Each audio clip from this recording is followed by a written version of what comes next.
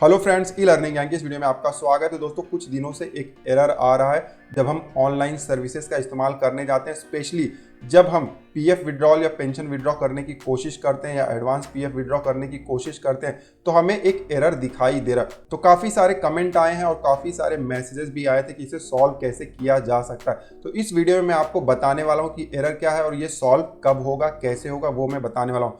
दोस्तों, एरर क्या आता है सबसे पहले हम वो जान लेते हैं। जैसे ही हम जाते हैं पीएफ विड्रॉ करने के लिए या पेंशन विड्रॉ करने के लिए ऑनलाइन सर्विसेज में और यहाँ पर क्लेम पर हम क्लिक करते हैं, हम देख सकते हैं इस तरीके से your bank KYC is not digitally signed by employer can not proceed.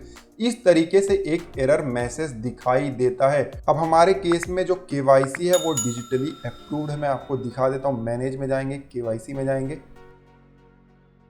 ये देखिए यहाँ पर डिजिटली अप्रूव्ड केवाईसी और देखिए बैंक, पैन, आधार सब कुछ यहाँ पर डिजिटली अप्रूव्ड है। और ऊपर देख सकते हैं कोई भी केवाईसी पेंडिंग नहीं है अप्रूवल के लिए।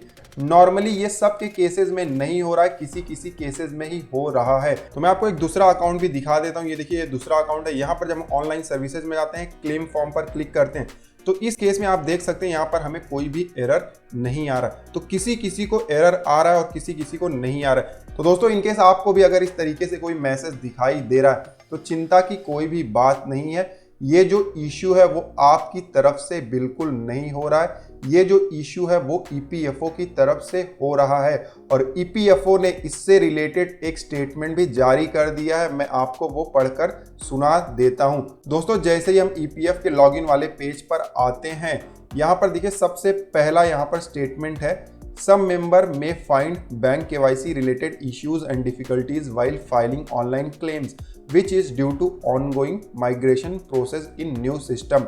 तो यहाँ पर ये बता रहे हैं कि कुछ मेंबर्स को बैंक केवाईसी रिलेटेड इशू आ रहा है, जैसे कि हमें अभी आया हुआ है। तो इन्होंने रीज़न भी बताया है कि क्यों आ रहा है। इन्होंने बताया है कि ऑन गोइंग माइग्रेशन प्रोसेस चल रहा है न्यू सिस्टम, मतलब ओल्ड सिस्टम से नए सिस्टम में डेटा ट्रांसफ़र हो रहा है और इसी वजह से जब हम ऑनलाइन क्लेम करने जाते हैं तो बैंक केवाईसी का हमें इशू दिखाई दे रहा है। इन्होंने ये भी बताया कि ये सॉल्व कब तक होगा। तो this activity will be completed by 18 August 2020।